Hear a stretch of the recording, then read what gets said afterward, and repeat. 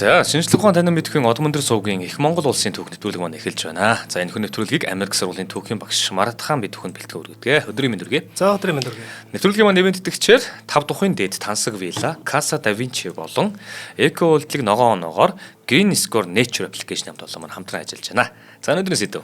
За, өнөөдрийн сэдв ерөн сүүлийн сэдв маань надад хоризмтой холбоотой, аян дайнтай холбоотой үйл явдлууд явж байгаа. Хамгийн сүүлийн дугаар дээр хоёулаа Чингис хааны уур хилэн ба Мухаммед шахын төгсгөл гэдэг сэдв яригдсан. За, тэгээ энэ сэдвийн дараа бол ер нь бол нөхцөл байдал хоризмдаа бас ингээл явагдал байгаа. 1223 оноос 24 оны үйл бол Чингис хаан Самарканд хотод өвлцсөн байдаг. За, тэгээд хаан бол яг ер нь нутгийн зүг жолоо залгах иймэрхүү зүйлийг бол одоо ингээд бодож эхэлж байгаа үйл явц явж байна те.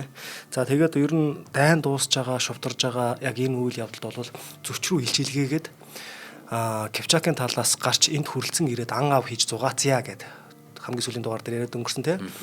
За ингээд өгүүлсэн Чингис хаан ч гэсэн одоо хааны хоёр хүү цагаатаа өгөөд яг энэ үед бол Заравшан гэд голын хүндэд бол шуучлахаар бас ингэж одсон байдаг. За хаврын өөр орох цагаар бол Монголын их цэрэг Сир дарьяа гаталж Панакатын хавьд хурч ирсэн. За хааны хөвгүүд бол Панакат голын хүндэд эцэгтэйгээ ирж нийлэн энд их хуралдаа хурсан байдаг.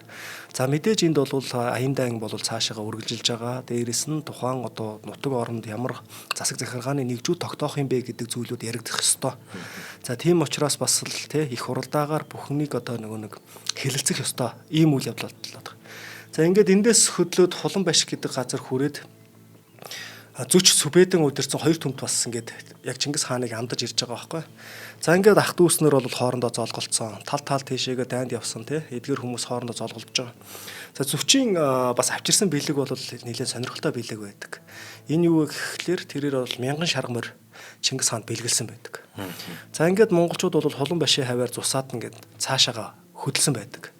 Чингис хаан дундад Азад бол 2 жил шахан бол ингээ онцгийн дайн дулаан хийлгүүгээр аар цаар ингээ дайн дулаан хийгээд бослог хөдөлгөөн дарах эсвэл одоо ингээл янз бүрийн одоо үйл ажиллагаануудыг зохицуулах дээрэс нь ачаа бараагаа цэгцлэх морьтой одоо ингээ цуглуулган хөсгөө бэлдэх гэх мэтлэнгээр яг тухайн үеийн үйл явдлыг бол яг нүдээр үзсэн чанчун бомбын тэмдэглэлд бол нэлээд тодорхой тэмдэглэсэн байт юм байна л да. За тэгээ бас хаан ширээний төлөх зөрчил үүсч магадгүй гэдгийг хоризмд байхдаа Чингис хаан бас ойлгосон.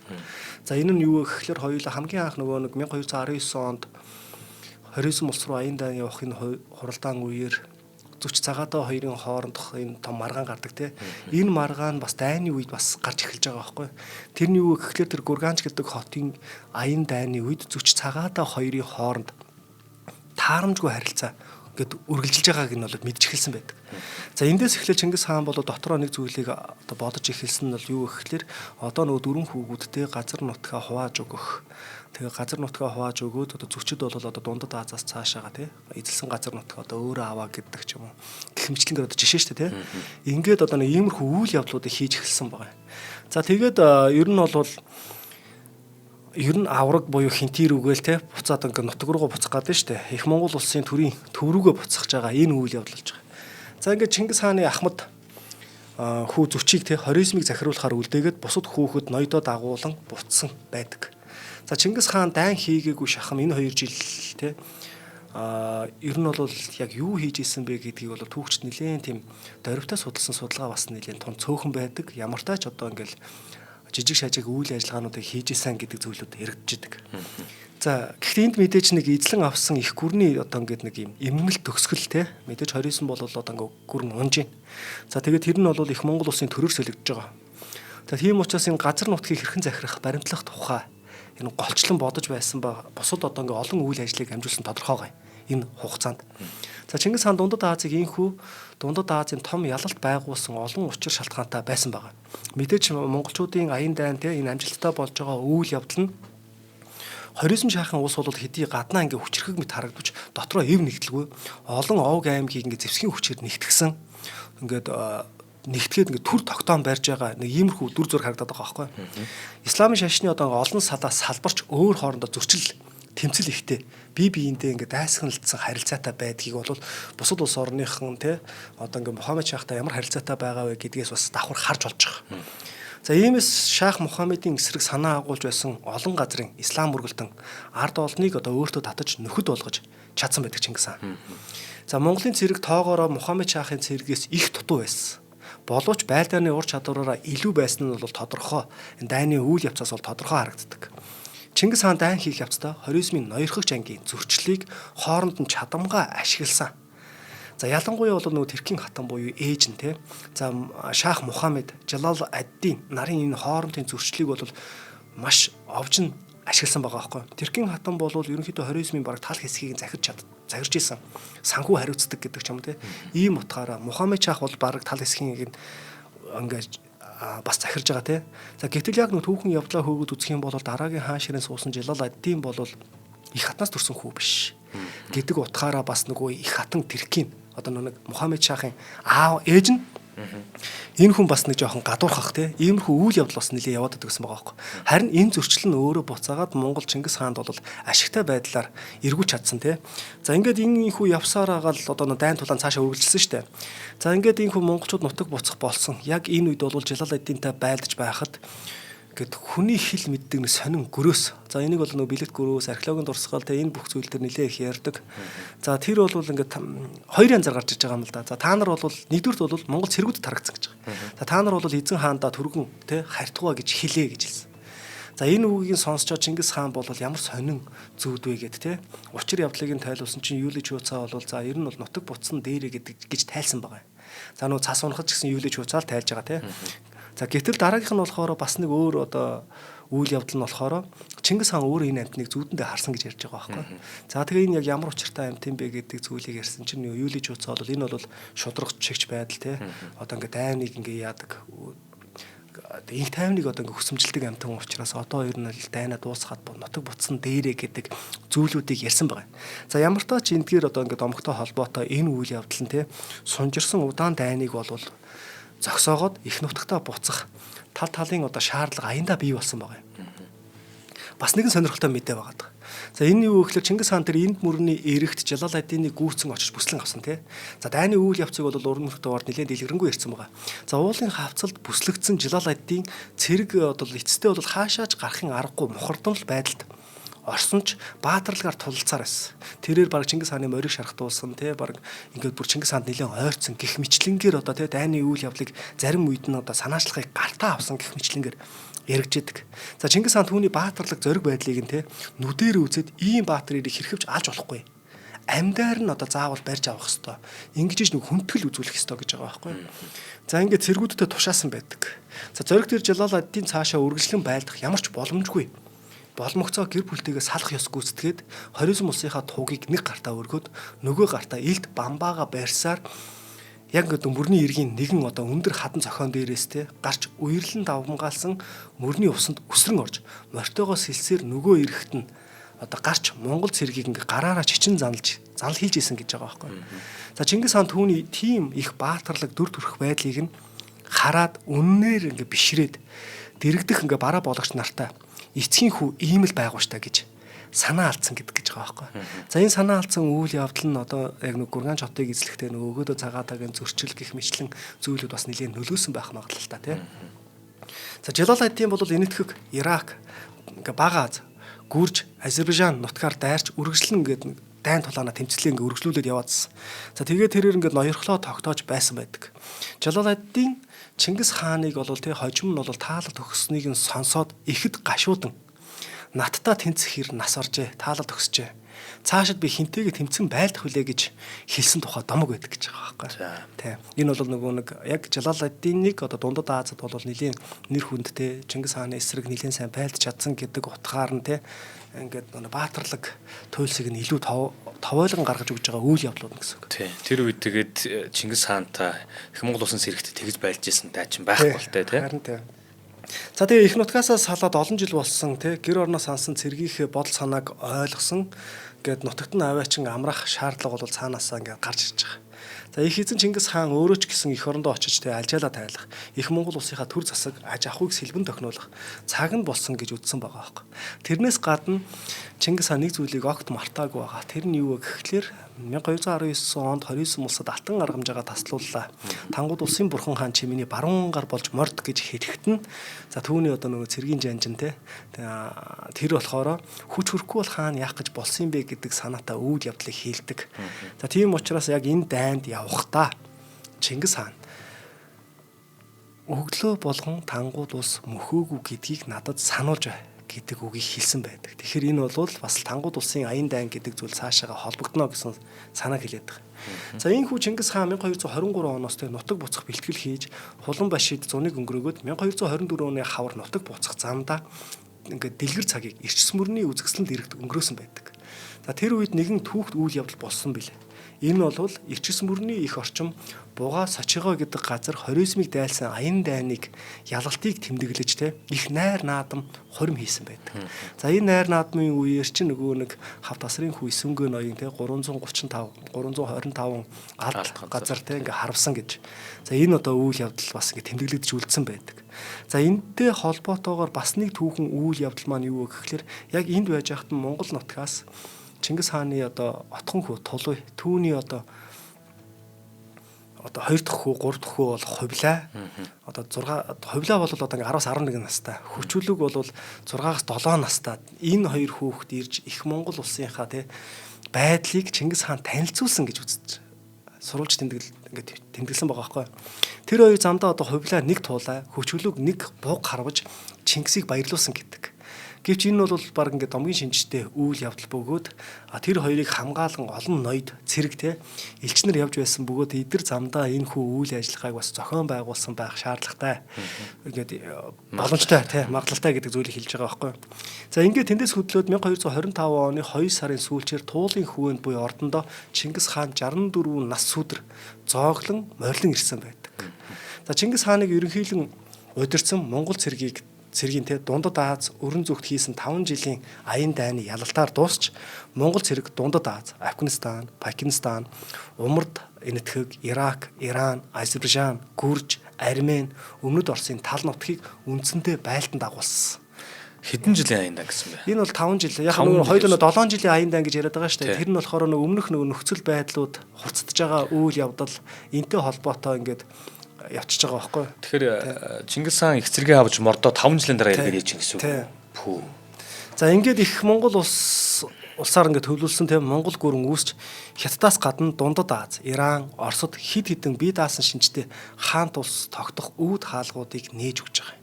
За хоёулаа хамтран ажиллаж байгаа танилцуулгаа. За тэгээ. За нэвтрүүлгийн хамтран ажиллагчаар 5 тухын дэд Тансаг вилла Casa da Vinci ажиллаж байгаа. За бид нар мэднэ Улаанбаатар хотод өнгө нэмсэн маш гоё барилгын салбарын стандартыг нэг шатаар ахиулсан тийм орон сууцнууд болон хотгонууд байдаг. За тэр дундаас бол манайхын River Garden гэх мэддэг. За тэгээ Vega City байна, River Plaza байна, тэгээ Garden City гэх мэт энэ хотгонуудыг NCT Group барьсан байгаа. Тэгэхээр NCT Group-ийн дараагийн төсөл нь Casa da Vinci гэдэг төсөл. За тэгэхээр цоо шин төлөвлөлт, дизайн бүхий кондо орон сууц, вилла сууцны 1-р ээлжийн ашиглалтанд орцсон байгаа. Нүүж явахад бэлэн байна. За 2026 оны 3 дугаар сараас эхлээд 2-р ээлж, 3-р ээлжүүд нь шатараалтаар ашиглалтанд орж байгаа. Тэгэхээр кондо болон вилла нь хэмжээний хувьд 112 м²-аас 260 м²-ийн сонголттой дуплекс хаус, апартмент, пент хаусаас бүрдсэн ийм хотгон байгаа. Casa da Vinci хотгоны бүх төрлийн загварын байрууд өдөр бүр ажиллаж байгаа. Та бүхэн маань хаануул дүүрэг 23 дахь хороо Арцтын ам нүхтийн зам дагуу Casa da Vinci хотгонд очиж загварын байтанд танилцаарай. Холбогдох утас нь 75-7 50 50 75-7 50 50. 5 дахын дээд Тансаг вилла Casa da Vinci. Баярлалаа. За одоо тэгээд нөхцөл байдал дахиад цаашаага тий яг хоризмын үйл явдлууд хэрхэн болж өнгөрсөн бэ гэдэг дээр нэг жаахан ярих хэрэгтэй очиж байгаа байхгүй. За энэ дээр бол нөгөө Ибн Ал-Асир гэдэг түүхж байгаа шүү дээ. Тэрээр өөрийн одоо ингээд түүхэнд ингэж ингээд бичсэн байгаа байхгүй. Тэд монголчууд эхлээд гэж байгаа байхгүй. Алтан улсын хязгаараас те Мордож, Туркестан, Кашгар, Балгасун болон Бухар, Самарканд гэх мэт хотуудыг эзлэхээр тэмүүлж тэдгээр хот балгадыг эзлээд оршин суугчдаар хэрхэн харьцныг доор өгүүлье. За тэр Туркестан манайхэр нэг эзлэсний дараа хоросооны зүг хөдөл одоо те одож түүнийг эзэлж хоосон сүйтгэж алж хядав. Тэндээсээ Рей, Хамадан ба Иракийн хилтэй залгаа Жибал орныг зорьсон юм. Дараа нь Азербайджан ба Араны хотуудыг эзлэхээр довтолж хот балгадыг сүйтгэж орсон суугчдын ихэнхийг нь хоров. Маш цөөн хүмүүс ам гарсан ч гэр оронгүй хоцорчээ. Энэ бүх байлдан дагуулыг нэг жилд хийсэн ба урд хойжод ийм зүйл сонсогдож байгаагүйг хэлээ. Азербайджан Араныг дуусгаад Ширван, Дербенийг цөлмөв. Ганцхан Ширваны хаан сууж асан нэг цайзал эзлэгдээгүй гэдэг. Тэндээсээ монголчууд Алан, Лезгин болон бусад ард түмнүүдэд суудаг нутагт довтлон орж бас л алж хядан сүйтгэжээ. Ингэснийхээ хойно тэд төргүүдийн хамгийн олон тоотой болох Кипчак нар суудаг оронд бас халдан довтлсон. Тааралсан бүхнээ тэд алж устгаж байсан учраас амь гарагсад улс орноо орхин уул хадаар хэсүүчлэн тэнэх болжээ. Татарууд Кипчак орныг маш хурдан эзэлсэн билээ. Монголчуудын нөгөө хэсэг нь Газна орж тэндээсээ инэтгэх Сижистан, Карменигд уулгалан довтлоод тэр нутгуудад тэд нар урд нь хийж байсан үйлээ бүрч илүү үргэлжлүүлж олноор нь хөнөөн хядаж байсан нь хизээ хаанч байгаагүй ийм үйл явдал болно. Түүхчдийн санал нэгтэйгээр ертөнцийн эзэн гэгддэг Александр хүртэл ийм хурдан, ийм их газар орныг эзэлж байгаагүй юм.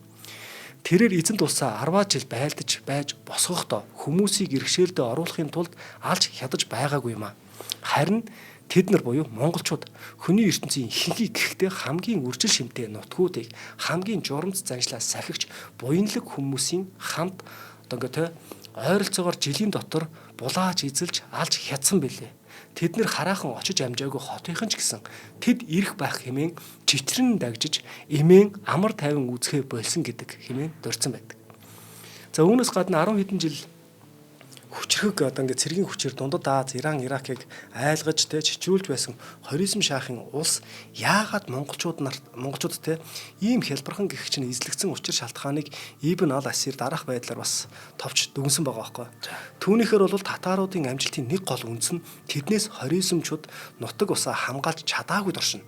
Харин хамгаалж чадаагүй шалтгаан нь Мухаммед султан олон газар орныг эзэлж хаад ноёдыг нь хөнөөж ард олныг нь тонон дээрэмдэж ганцаараа улс орондоо эзэн сууснаас болжээ. Ганцаараа эзэн болсон Мухаммед татар нараас ялагдал хүлээхэд түүний улсад дайсан цохилт өгч хамгаалах сэхэтэн нэгээхэн ч хүн үлдээгүй хэмээн харуулсан хэлсэн байдаг. За ингээд хоризмын дайн бол 1219-с 21 онд бол хамгийн оргил үе дээр явагдсан тий. За энэ бол шууд нэг хотын асуудал биш байгаа байхгүй. Сир Дарья, хоризм, Хорасан гэх мэт том зангилаануудын зэрэг таслах олон чиглэлд ингээд цохилт гэх юм уу тий. Тал тийшээ салсан цохилт байгаа байхгүй. Өөний суурь шалтгааныг бол Жузан хоризмын талд отроор орж ирсэн худалдаачд ба элч нарыг баривчилж хороосон. Улмаар Чингис хаан өшөө авахар хүчээ төвлөрүүлж хөдөлсөн хэмээн өгүүлж бүр элчийг хороосон гэж тэмдэглэсэн энэ үйл явдал бол дайныг өдөх хамгийн гол шалтгаан юм а гэж. За Жувенигийн үгүүлснээр бол отроор дээр их бүслэлт үүсмэгч Чингис хаан жанжид хөвгүүдээ өөр чиглэл рүү салган илгээсэн байдаг. Том хүүг нь Сир Дарья дагуух жанд тэгээд ингээд Кент зэрэг хотууд руу зарим нь жанждыг бол Хошент, Панакат руу харин өөрөө Бухар руу хөдөлж отроор дахь үндсэн бүслэлтийг өгөөдөө цагаатаа хоёрт даалгасан байдаг гэж. За энэ бол Ибн ал-Асирийн төргөн хугацаанд өргөн нутгийг эзэлсэн гэх ерөнхийллийг бодит цэргийн технологи цэрэг хуваах нэг зэрэг довтлох бүслэлт ба морин давшилтыг хослуулах зэрэг буулгаж болох дайнд ашиглаж болох хамгийн таатай боломжуудыг ингэж нэг зангидж чадсан гэдгийг харуулж байгаа. За Самаркандын тухайд бол Жувени Мухаммед шаах ухарж эхлэхдээ хамгаалтын хотууд дээр ингээд цэргүүдэд хараан байрлуулсан. Самарканд руу асар их түүний үгүйснээр 110 мянган цэрэг гэж гарч ирдэг тий. Хүч төвлөрүүлж бас нэг шугамыг ингээд зузаатгсан энэ үйл явдал болсон. Гэвч Чингис хаан бүслэлтээс өмнө орон зайг цэвэрлэх бодлогоор эхлээд Бухарыг эзэлж дараа нь Самарканд руу чиглэсэн хөдөлж болох тий зам дагуу бууж өгсөн тосготыг нь ингээд сүйтгэж эсэргүүцсэн цэргүүдэд харин тусгай бүслэлтийг хүч үлдээн урагшлална гэж тодорхой тэмдэглэсэн байгаа байхгүй. За энэ юу гэсэн үг вэ гэхээр Монголын тэр түргэн маневр, салангат бүслэлттэй энэ бүх зүйл нь ерөнхийдөө Самарканд хотыг бол тал талаас нь ганцаардуулж чадсан. Самарканд унсны дараа бол хүн амтаа нь хэрхэн харьцсан. Мөн хоризмд цааш юу хийснийг нэг бодит загвар болвол энэ хот дээр тод харагддаг. Жувенигийн тайлбар ёсоор бол амьд үлдгэцийг гар урчуудыг тусгайлан ялгаж 30 мянга гэж өгүүлж байгаа тий. За хүүгүүд төрөл саданда хуваарлсан. Мөн залуу эрсийг татлаг болгож тий үлдсэн хэсэгт нь бол мөнгөн татвар ингээд татвар гэдэг зүйлийг ногдуулж байгаа байхгүй. За тэгээ хот болгонд бол ийм захирагч буюу энэ шахна За энийг бол одоо монголоор бол даруугачи гэж байгаа юм л да. Дарга томилж цэргийн нэг хэсгийг бол Хоросоон руу, нөгөө хэсгийг нь 29 руу хөвгүүттэй хамт илгээсэн байдаг гэж. Жалаладдин энэ нэтх рүү зүгтаасны дараа 29-нд монголчууд юу хийв? Гэхэд одоо ингээ хүрэгдэг юм асуулт гарч ирж байгаа байхгүй. За эзэсэн хот бүр дээр бол хүн амыг англин ялгах, мэрэгжилтнийг шилжүүлэх, татвар татлага одоо тогтоох, орон нутгийн захиргаанаас суур тавих, цэргийн хүчийг одоо дараагийн чиглэл рүү шилжүүлэх гэх мэт зүйлийг хийсэн байдаг гэж байна. За Восворт гэж судлаачийн бичсэн одоо бас зүйл нэлээд сонирхол татдаг. За энэ бол Мухаммед Шах бол 1220 оны 19 сард Каспийн тэнгисийн эргийн нэгэн арал дээр таалал төгссөний дараа Жалаладдин гэр бүлийнхээ заримтай Мангилик чиглэлээр Гурганч хурч ирсэн ч 1221 онд цагаадаа өгөөдөө хоёрын бүсэлтэнд орж удаан бүсэлтийг дараа ингээд сүйрсэн гэж байгаа байхгүй. Энэ нь Жалаладдин энэт рүү зүгтаасан нь 29 бол шууд одоо ингээд тайван болсон, унсан гэсэн үг бол биш ээ. Энийг бол үгүйсгдэг. 29-ийн нийслэл Гурганч тэр үед бол байлдааны гол цэг хിവэрэ байж монголчуудын хамгийн түрүүнд төрийн төвийг нурааж цэргийн эдийн засгийн хамгийн гол зангилааг бол одоо таслах ёстой газар нь мөн болж таарад байгаа гэдэг. За тухайн үеийн яг цэргийн локкор бол Гурганжийг унгаах нь 29 улсын санхүү, засаглал, сүлжээ гэд тэднийг бол нэг бүр тасалж дараагийн шатны ажиллагааг Хоросоон дахь хотууд дахь хотууд дахь одоо ингээд дарамт Кавказын чиглэлийн одоо тагнуул довтлогоо хил захын бослого дарах гэх мэт ийм чөлөөлөх ийм ач холбогдолтой үйл ажиллагаануудыг маш их явуулсан байгаа байхгүй. Энэхүү төрийн төвийг сүйтгэхийг бол одоо Босвортын одоо ингээд өгүүлэл бол шууд Гурганч хотыг бүслэн хааж удаан үргэлжилсэн бүсэлтийн дараа одоо устгасан гэж онцолж байгаа. За Ибн ал-Асир Туркестан одоо Хоросоон руу одоо орж эзэлж хоослон сүйтгэж алж хийцэн улмаар Рей Хамадан Жибал хүртэл дараа нь бол Азербайджан, Аран, Ширван, Дербент цааш бол Алан, Лезгин улмаар бол Кипчак руу давшсан гэж бичдэг гэж байгаа байхгүй. За энд бол одоо яг хамгийн гол утга санаа нь бол Чингис хаан болон одоо 29 улсын одоо аян дайнд эдгээр хотууд бол бүгд унсан. Энэ унсан хотын дараа юу хийх вэ гэдэг зүйл. Энэ дэр нөгөө татварын асуудал гэдэг зүйл маш чухлаар яригдах ёстой болчиход байгаа байхгүй. Тэгээ тэгтэл бол энд бол нөгөө цаа тал нь болохоор ер нь бол дээрэмдсэн, сүйтгэсэн, устгасан гэдэг зүйлүүдийг хийлээд байдаг те. Ер нь бол эзэлж авчаад эзэлж авахтаа хүртэл зүгээр нэг дайтад эзэлж авдаг юм байна. Тэ? Одоо алийг нь бэ? Тэ? Хизээ аль хотыг нь вэ гэдгээ хүртэл судалж байгаа юм. Тэ? Ер нь бол тэгжиж тэр нөгөө нэг яг үндсэн яг тэр сүнс нь яваад байгаа тэрийг нь дуусаад тасарч авч байгаа юм байна шүү дээ. Тэ? Бүсэлж байж байгаа гэж шүү дээ. Тэ? Бүсэлж нэлээд удасны дараа ормор байхгүй болгож байгаа гэж шүү дээ. Ингэж ийж нөгөө нэг бүр яг юуг болгож байгаа хэ тэ? Толгойг болгож байгаа хэ. Тэгжиж одоо нөгөө монголчуудынхаа өөрсдийнхөө шин дэг журмыг тогтоож байгаа гэсэн үг байхгүй юу? За ингээд Жувенигийн хэлснээр бол Самаркандын дараах алхам дээр бол амьд үлдгэсдээс гар орчуудыг сонгон авч хуваарлаад бусдыг нь татвар төлөөсөн. Хотод захирагч одоо ингээд томилсон те татлах хийх гэсэн одоо ингээд тодорхой өгүүлж байгаа. Энэ бол одоо ингээд сүйтгэл бас суурил араас нь захиргаа те ингээд одоо бүтээн байгуулалт те энэ бол зэрэгцэн явсны тод жишээ бөгөөд 29 одоо энэ Мавирнахар те эдрийг бол эзэлтэнд бол ижил хев загвараар давтагдсан гэж үүсэх ингээ бодит үндэслэл болдог гэж байгаа байхгүй. За тэгээ энэ захиргааны одоо суул одоо ингээ татварыг гэж байгаа байхгүй. Ингээд янз бүрээр ингээ тайлбарлсан байт юм байлаа л дээ. За ингээд Чингис хаан одоо хотууд бүрт одоо суурн даруугаач гэдэг захирагчтай байрлуулах зарлиг гаргасан бөгөөд энд бол одоо Үргэнч хотоос Ялаваач түүний хүү одоо Масууд гэсэн одоо ингээ эцүү хүү хоёр гарч ирэн захиргааны гол үүрэг гүйцэтгсэн тухай тэмдэглэсэн байдаг. Тэгэхээр энэ мэдээ нь бол хот эзэлсэн даруйд бол дараагуучийн сүлжээ тавиад татвар тооллого захиргааны суурийг барьсан гэсэн дүгнэлтийг бол баталгаажуулж байгаа. А гэтэл одоо яг тэр дундад Азад бол монголчууд яг тэр дундад Азийн ахуй амьдрал хэдэн дөрвөгний татвар авах уу гэдэг ч юм уу эдгээр үйл явдал тухайн бүс нутгийн хүмүүсийг өөрсдийг нь ашиглана гэсэн санаал байгаа байхгүй. За Алтан улс Тангууд улсын аян дайн чинь Юли Чууца гэдэг хүн юу чуу мэргэн хинчин Кядан гаралтай хүн. Тэгэхээр өмнө нь бол Алтан улсаас өмнө Хятад улс Хятад одоо ноёрхож исэн Алтан улсын бас алав татвар ямар байдгүй гэдгийг бас мэдчихэдэг. Яг энтэй адилхан бас дундад Азийн улс орны одоо ингээд ноёдуудыг ашиглаж байгаа. За Ялаваач Масууднаар бол бүр хожимж гисэн Чингис хаан өгөөдөө хаан Гүйг хааны үед ч гэсэн Монголын төр зүтгэжсэн юм төрийн зүтгэлтүүд байгаа байхгүй. За хоёул хамтран ажиллагчаа танилцуулах. За тэгээ. За нэвтрүүлгийн хамтран ажиллагчаар Эко үйлдэлийг ногоон оноогоор Green Score Nature application ажиллаж байгаа. Өнөөдөр юу яалаа хаа? Баян зүрх дүүргийн 11 мянган хүүхэдтэй жанжин клубт уулзлаа. Тэнд ингээд суурьндаа болохоор 500 хүүхэд ирж суусан. Бусд нь болохоор шууд сургуулийнхаа урлаг соёлын заалнаас бөөнөрөө байж байгаа 10 дөрөнгө хүүхдүүд юм байна л да. Тэгээд эх орны үндсэн сэдвээр ярилцлаа. Төгсгөлд нь миний хэлсэн үг ерөөсөө л тэр. Нөгөө эх оронч байна гэдэг те. Эх орондоо хайртай байна гэдэг. Эх орноо хөгжүүлнэ гэдэг нь юу юм бэ гэдгийг зүгээр л тодорхойлохдоо байгаа газараа сурж байгаа бол сурсан шиг сураа. Ажил хийж байгаа бол хийсэн шиг хий, тэ. Тэгээд яг өөрөө өөртөө хариуцлагатай, худлаа ярьдгүү, хүний итгэлийг дааж чаддаг. Тэгээд урдах зүйлдээ эзэн болсон хүн л яг эх оронч хүн шүү л гэж тайлбарлалаа. Ер нь бол тэгжиж хүчрэхэг тэр улс бүрддэг юм байна л да. Их гоё тайлбарлсан байна. Тий. Яг үүнтэй адилхан та одоо жишээлбэл Монгол улсын иргэнээс гадна та дэлхийн иргэн те бид нар дэлхийн иргэн. Гэтэл энэ их дэлхийдээ бид нар тэгвэл яаж одоо тусдаа хандах юм бэ те? Яаж энэ их дэлхийг хайрлах юм бэ гэхээр ерөөсөө энэ эко буюу энэ ногоон үйлдэл, ногоон энэ зүйлүүд, ногоон хэвшил, ногоон амьдралын хэм маяг байдаг байхгүй. Жишээлбэл алхах энэ өөрөө машин унахгүй, төгжрөл үүсэхгүй, стресстгүй, мөн дээрээс нь машинаас ялгарч байгаа тэр хорт утаа гэх мэтлэн зүйлэр дэлхийн ертөнц байгаа л ихэ бохирдуулахгүй байж байгаа хэлбэр алхалт бол тий. За алхалт байна.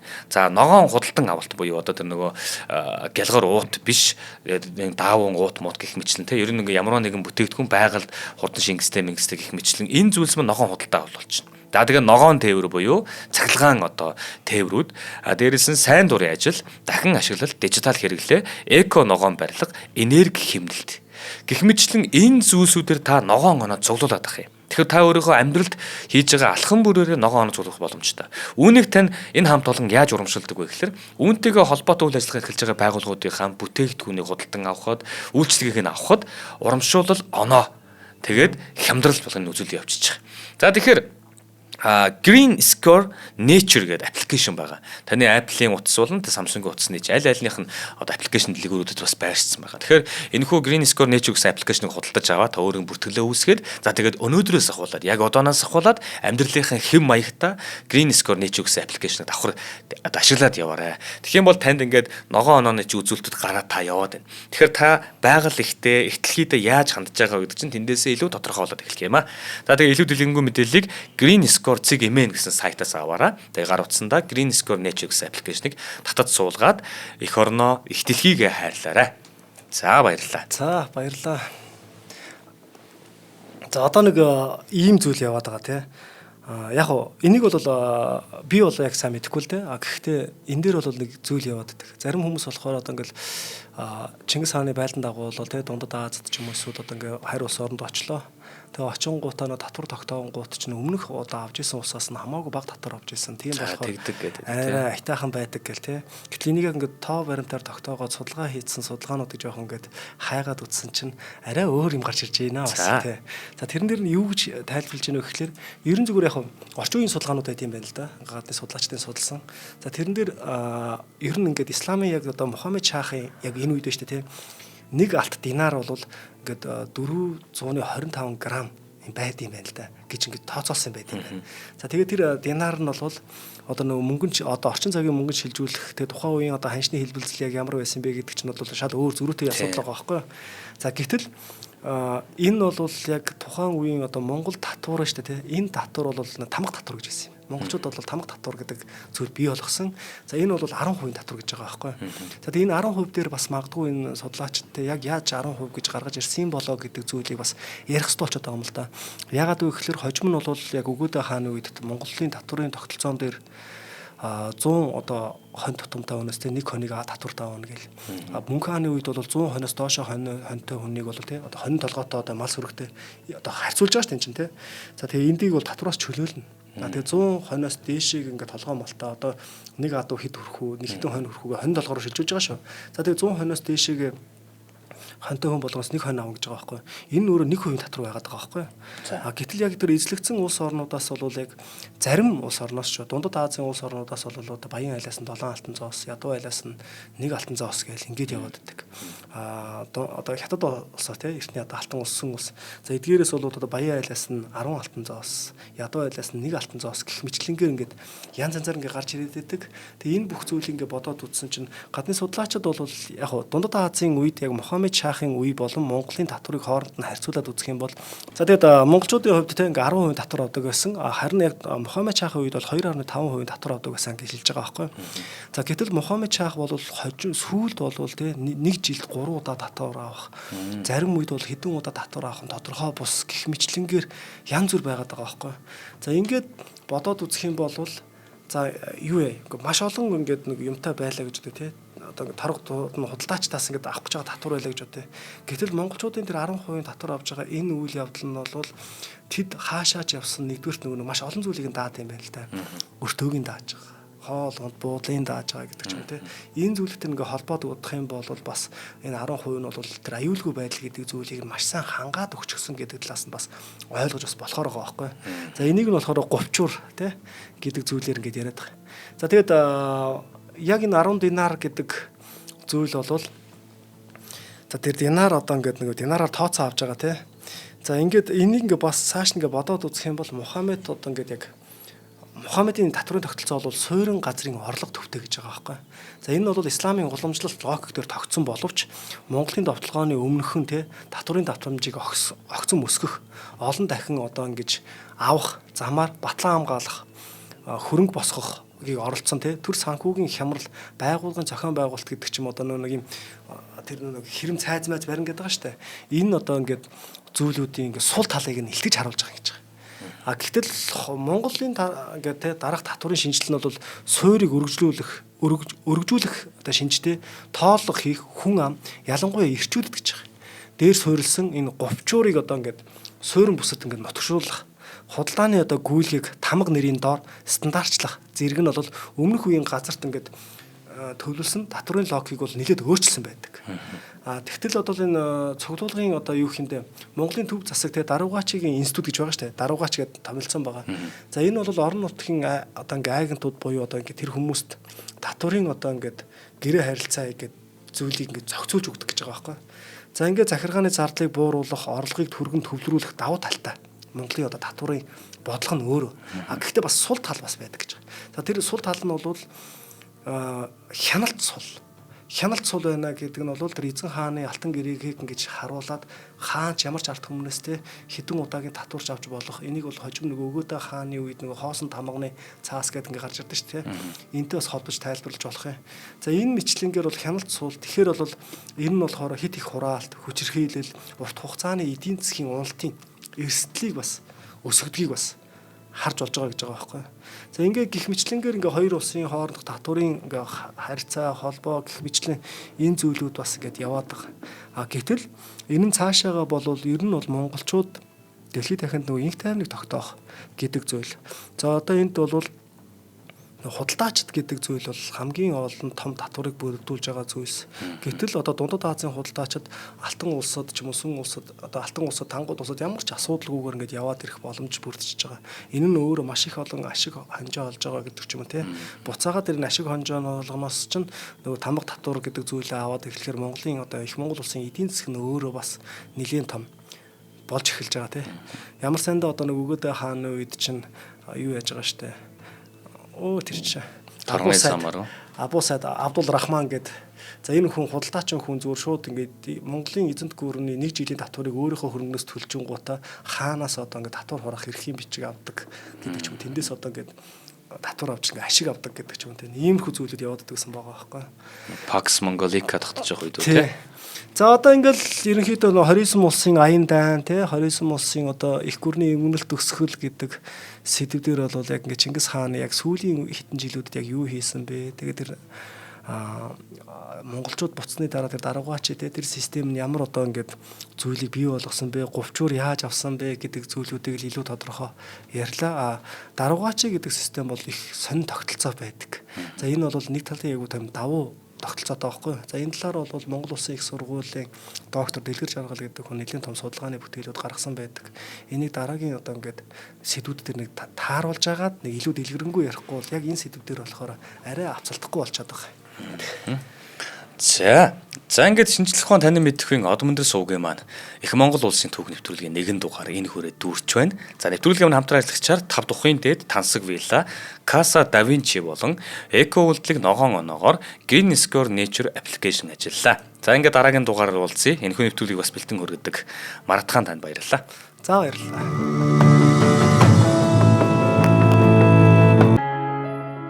Нэвтрүүлгийг хүлээн авсан Нарны аймгийн монголчуудаа баярлалаа.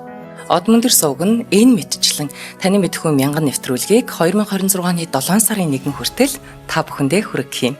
Их хэлээрээ шинжлэх ухаан танин мэдхүйг түгээх нь үлсэд нэгтгэх хүсвэл та бидэнд хандив өгөх боломжтой. Жилдээ ганцхан удаа 100 мянган төгрөгөөр биднийг дэмжснээр шинжлэх ухаан танин мэдхүйг түгээх энэ үйл хэрэг амжилттай үргэлжлэх юм.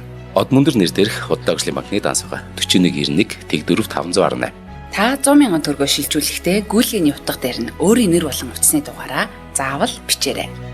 100 мянган төгрөг хандалснаар Одмондөр сувгийн алтан гишүүн болох юм а.